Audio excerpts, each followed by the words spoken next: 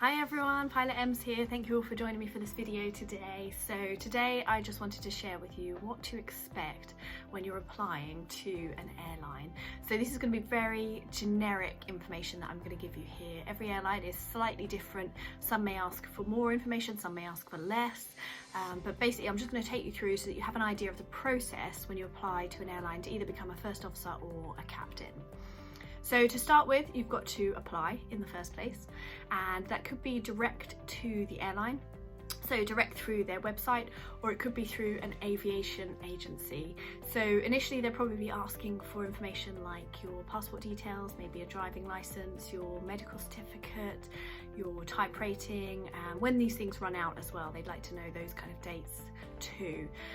So they'll want that information, and then they'll be requesting from you a CV. So make sure that your CV is up to date and looking professional and is also very personal to you and also relevant to the job that you're applying for. And then sometimes they'll ask for a covering letter.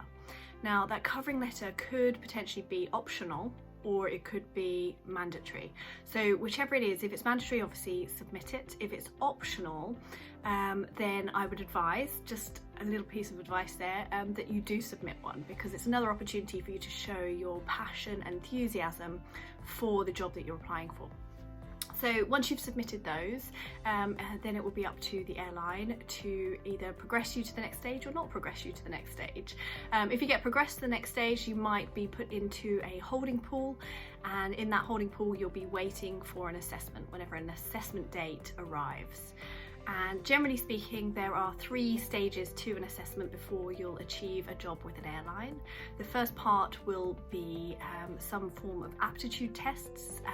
So you will go to the airline for the day, and you will be given different types of aptitude tests. So they could be things like verbal reasoning, numerical reasoning, maybe maths tests.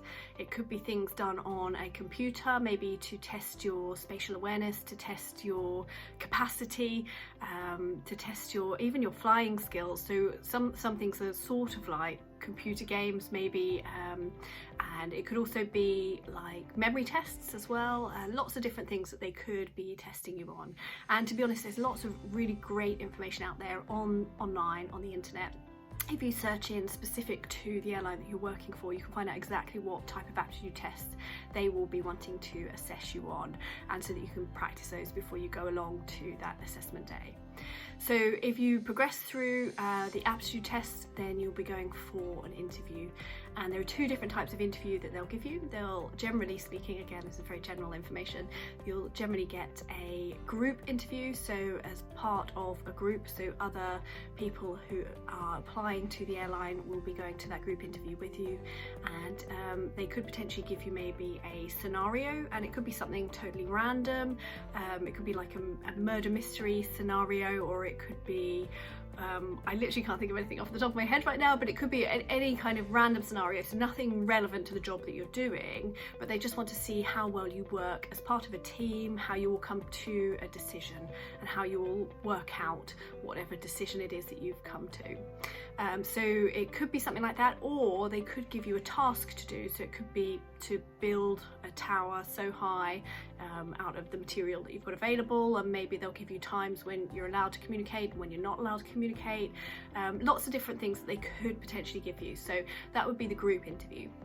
And then you will go on to have a personal interview as well, so a one-to-one interview, and this is a great opportunity for you to show exactly who you are, show your enthusiasm again for the role that you're applying for, and show your commitment to that airline. So you'll have your personal interview, and that will generally be about 30 minutes to 45 minutes long, and they'll ask you all different types of questions. So there'll be quite personal questions, finding out about who you are and your background. There'll be scenario based questions, so giving you a scenario. For example, if something was to happen when you're out flying on the line, how would you deal with this situation? And again, it could be something totally random that you would never expect to come across, but they want to see how you would your thought process of how you would deal with that situation. And they'll also ask for so situations that you have encountered. So can you tell me a time when you had to diffuse a situation? Or can you tell me about a time when you failed in an area of your work? So they'll be all, basically those will be factual answers that they want you to give based upon different situations that you have been in the past and how you dealt with it and what you learned from it as well. That's what they want to know, and also what you will then be bringing knowledge-wise to the new airline, having dealt with those situations.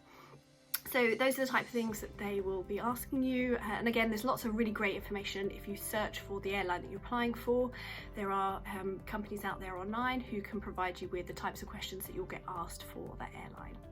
So once you've passed the interview stage, you'll then also have a simulator assessment. And again, these might not necessarily happen in this exact order. It could be different orders for different airlines, but these are the 3 different things that you will, generally speaking, get assessed on. So when you go into the simulator, they want to be able to see that obviously you're able to fly the aircraft to a certain ability. They might be putting you inside an aircraft that you have never flown before. It might be larger or smaller than the aircraft type that you are rated on.